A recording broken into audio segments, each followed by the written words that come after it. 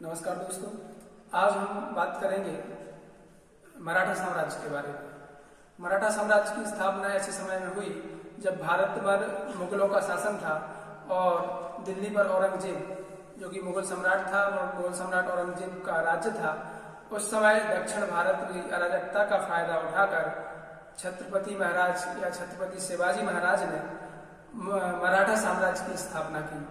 उन्हें किस तरह से संघर्ष करना पड़ा, किस तरह से उन्हें मुगलों का विरोध का सामना करना पड़ा, किस तरह से उन्हें आदिलशाही वंश जो था उसका सामना करना पड़ा, इन सब बातों पर हम चर्चा करेंगे और बताएंगे कि किन परिस्थितियों में मराठा साम्राज्य की स्थापना की, उन्हें किन परेशानियों का सामना करना पड़ा।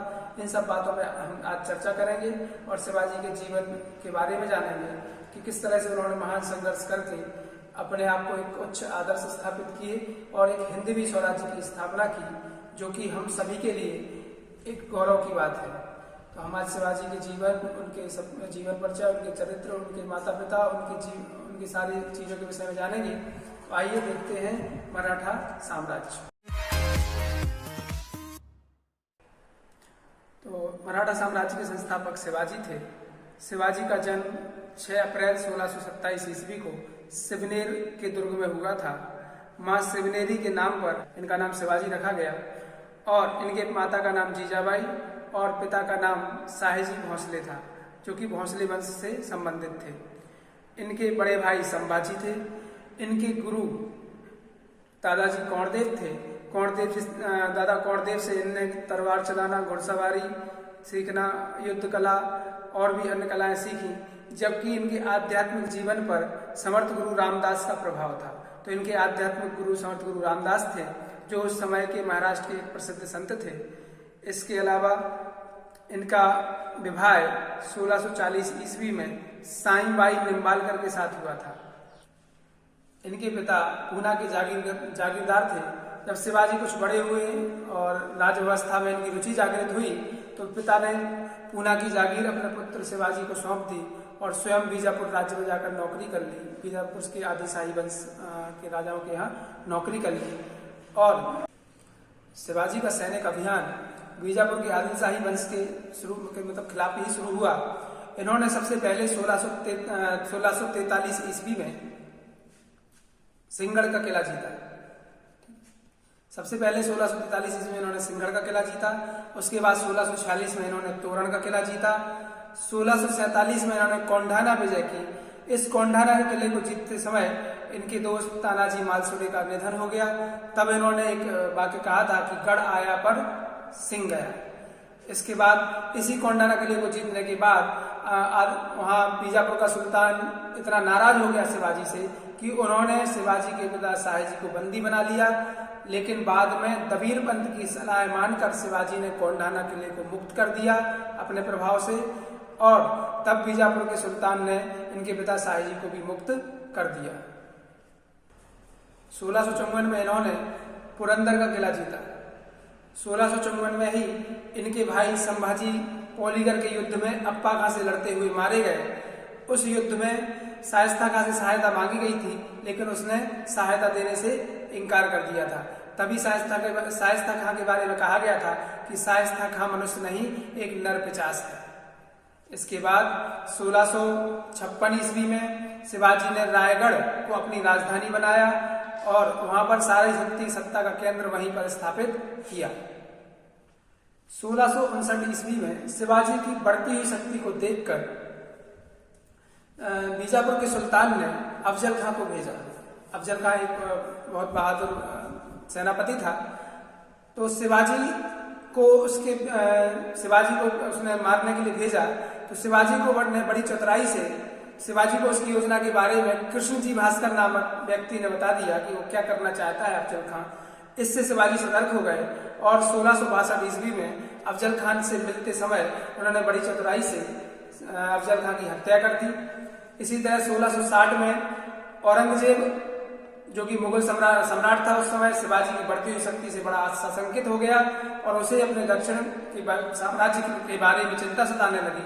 तो उसने अपने मामा शाइस्ता खां को दक्षिण का सूबेदार नियुक्त किया और 1660 में वो सूबेदार नियुक्त हुआ और उसे मुख्य काम दिया गया कि शिवाजी की बढ़ती हुई शक्ति को उसे अपने कंट्रोल में करना है या कम करना है, या इसके लिए शिवाजी को जान से मारना पड़े तो कोई भी दिक्कत नहीं होगी।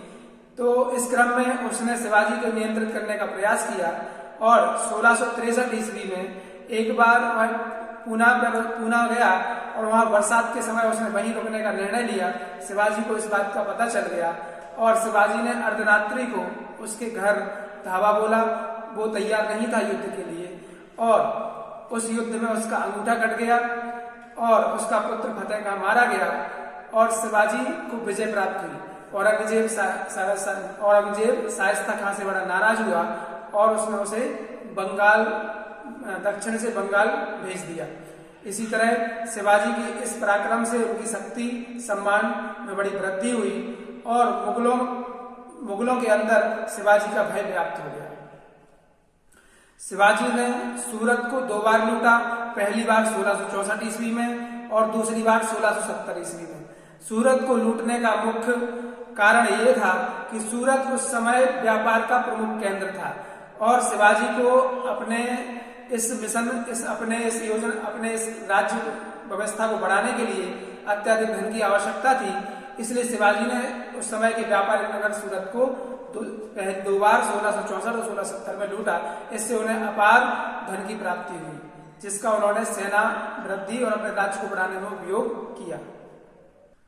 पुरंदर की संधि 1665 ईस्वी, 22 जून 1665 ईस्वी। पुरंदर संघ की संधि का प्रमुख कारण था मुगल बादशाह औरंगजेब की शिवाजी के प्रति बढ़ती हुई चिंता। शिवाजी की बढ़ती हुई शक्ति को देखकर मुगल बादशाह औरंगजेब बड़ा चिंतित रहने लगा और उसने मार्च 1665 ईस्वी में राजा जयसिंह को दक्षिण का सूबेदार नियुक्त किया और उनसे कहा कि वो शिवाजी की शक्ति को नियंत्रित करें।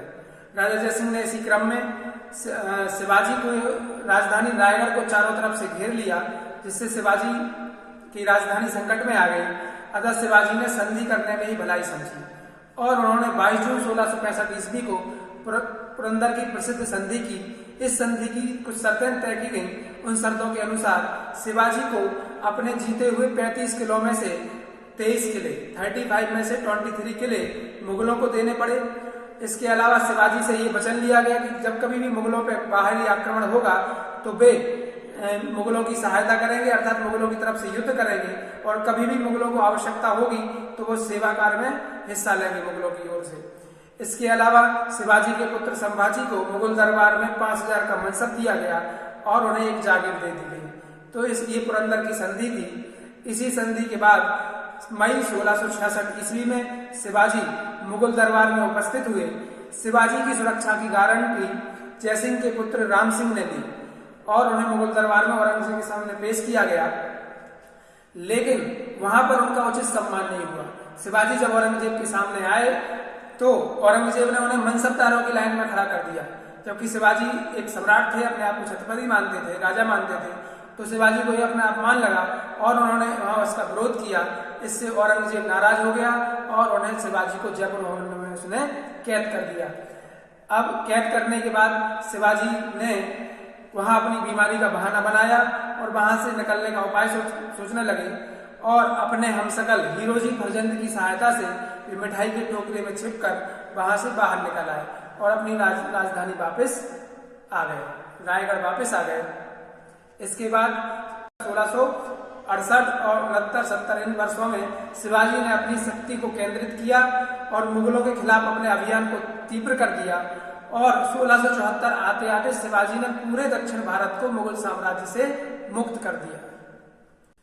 शिवाजी का राज्याभिषेक।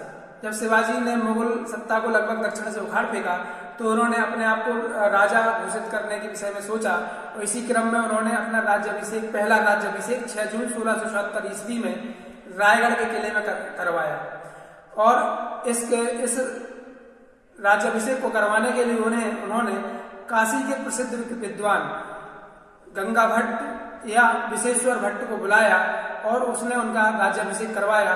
ये काशी के प्रसिद्ध विद्वान थे जो इस समय महाराष्ट्र में निवास कर रहे थे। उसके बाद उस राज्याभिषेक के अवसर पर शिवाजी ने एक नवीन संवत चलाया और सोने तथा चांदी के सिक्के जारी किए और उन पर शिवा छत्रपति की उपाधि अंकित की। इसके बाद शिवाजी ने उसी समय अपनी दूसरी पत्नी सोयराबाई से पुनर्विवाह किया और सोयराबाई को उस अवसर पर राजमहिषी घोषित किया। इसके बाद 17 जून 1674 ईस्वी में राजमाता जीजाबाई का निधन हो गया, तो फिर शिवाजी को अपना दूसरी बार राज्याभिषेक करवाना पड़ा और इस बार राज्याभिषेक तांत्रिक विधि से हुआ और इसे निश्चलपुरी गोसाई नामक तांत्रिक ने पूरा करवाया। इस तरह से शिवाजी ने अपना राज्याभिषेक 2 बार करवाया। अब कर्नाटक अभियान 1676-1678 ईस्वी, यह शिवाजी का अंतिम अभियान था। इस अभियान में उन्होंने 1677 में यलबर्गा के किले को जीता। उसके बाद 1678 में उन्होंने जिंजी का किला जीता और जिंजी के किले की विजय शिवाजी के जीवन की अंतिम विजय थी। इसके बाद शिवाजी का जीवन जो था 2 वर्ष 78 के बाद 79-80 वाले वर्ष 2 वर्ष बड़े कष्ट में भी थे, क्योंकि उन्हें बड़े पुत्र संभाजी ने उनके खिलाफ विद्रोह कर दिया और वो मुगलों की शरण में चले गए। इससे शिवाजी को बड़ा आघात लगा और वो दुखी रहने लगे और वो बीमार पड़ गए। 1680 में शिवाजी बीमार पड़ गए और 3 अप्रैल 1680 में अत्यधिक ज्वर के कारण उनकी मृत्यु हो गई। इनका अंतिम संस्कार इनकी दूसरी पत्नी सोयराबाई के पुत्र राजा राम ने किया। शिवाजी के उत्तराधिकारी संभाजी हुए और संभाजी 1680 में छत्रपति बने। इसके बाद 1689 में की हत्या औरंगजेब ने करवा दी और इसके बाद संभाजी के बाद राजा राम छत्रपति बने इसी क्रम में। लेकिन शिवाजी के बाद मराठा साम्राज्य पतन की ओर चला जाने लगा और मराठा शक्ति छत्रपति जो थे वो इतने कमजोर साबित हुए बाद के छत्रपति, तो मराठा साम्राज्य फिर मराठा संघ के हाथ में आ गया, मराठा सरदारों के हाथ में, जिन्हें पेशवा कहा जाता है। और इनमें सबसे प्रमुख पेशवा थे बाजीराव प्रथम। तो फिर पेशवा के हाथों में मराठा साम्राज्य चलने लगा। इसके बाद मराठा साम्राज्य का पूरा उत्तरदायित्व या पूरा भार या जिसको कहें पूरा शक्ति उनके पेशवा के हाथ में आ गई।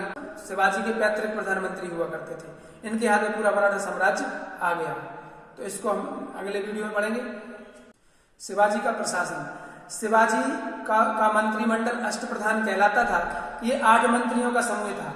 इन 8 मंत्रियों का काम शिवाजी को सलाह देना था और ये अष्टप्रधान कहलाते थे, जिनमें पेशवा जो कि पैतृक प्रधानमंत्री थे, उसके बाद अमात्य वित्त मंत्री, वाक्यानवीस मंत्री, सुमंत या दबी विदेश मंत्री था, सचिव या सुरनवीस पत्र व्यवहार मंत्री था, न्यायाधीश के बाद पंडित राव जो कि धर्माधिकारी था और सेनापति या सर-ए-नौबत ये सेना प्रमुख था।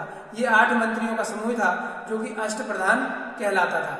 शिवाजी की राजस्व व्यवस्था मलिक अंबर की व्यवस्था अर्थात रैयतवाड़ी व्यवस्था पर आधारित थी। जो रैयतवाड़ी प्रथा मलिक अंबर ने चलाई थी, उसी आधार पर शिवाजी ने भी अपनी राजस्व व्यवस्था निर्धारित की। शिवाजी के समय कुल उपज का 33% भाग राजस्व के रूप में लिया जाता था, जो बाद में बढ़ाकर 40% कर दिया गया। शिवाजी ने भूमि माप के लिए रस्सी की जगह काठी और मानक छड़ी का प्रयोग किया। इसके अलावा लगान के लिए शिवाजी का राज्य 16 प्रांतों में बटा हुआ था। शिवाजी ने चौथ और सरदेशमुखी नामक कर चलाए, जो कि बहुत महत्वपूर्ण कर थे। चौथ 1/4 भाग था, जो मुगल क्षेत्रों और अन्य पड़ोसी राजाओं से उनकी रक्षा और उनका नुकसान न करने की एवज के रूप में लिया जाता था। ये चौथ कहलाता था, जो 1/4 यानी 1/4 भाग था। इसके अलावा सरदेशमुखी राज्यों की आय का 1/10 भाग होती थी। इसके लिए इस करके से शिवाजी अपने आप को एक श्रेष्ठ देशमुख सिद्ध करना चाहते थे, अर्थात वे अपने आप को देशमुखों का प्रधान मानते थे। इसलिए वे सभी राजाओं से सरदेशमुखी कर लेते थे, जो कि 1/10 भाग होता था। और चौथ 1/4 भाग था, जो कि गैर हिंदुओं और जिस प्रकार से हिंदुओं से जजिया कर लिया जाता था, उसी प्रकार से गैर हिंदुओं से शिवाजी ने चौथ कर लेना शुरू किया, अर्थात मुस्लिम राज्यों से और ऐसे राज्य जो कि मराठा राज्यों के अधीन थे, मराठा राज्यों की रक्षा करते थे, उनसे ये कर लिया जाता था। तो गैर हिंदुओं से शिवाजी चौथ लिया करते थे, जो कि 1/4 भाग थी। अगले वीडियो में हम इसी मराठा साम्राज्य को पढ़ेंगे। इसमें हम मराठा संघ के बारे में पढ़ेंगे। मराठा साम्राज्य कैसे मराठा छत्रपति शिवाजी और उनके बाद के राजाओं के बाद कैसे पेशवा उनके जो पैतृक प्रधानमंत्री थे उनके हाथों में आता है, उसके बारे में जानकारी लेंगे। और हम ये भी बताएंगे कि कैसे बाजीराव पेशवा, जो कि सबसे शक्तिशाली पेशवा थे, उन्होंने कैसे मराठा संघ को बनाया और किन किन मराठा सरदारों को उन्होंने इसमें रखा। इन सब की जानकारी हम अगले वीडियो में करेंगे। और हम ये भी देखेंगे कि पेशवा के समय क्या क्या व्यवस्थाएं थी, किस तरह से मराठा साम्राज्य बढ़ा और क्या क्या कमियां हुई और कैसे मराठाओं का पतन हुआ। वो सब पानीपत के तृतीय युद्ध तक, जिसमें कि पानीपत की तृतीय युद्ध, जिसमें कि मराठा साम्राज्य पूरी तरह से समाप्त हो गया था, पेशवा की शक्ति समाप्त हो गई थी।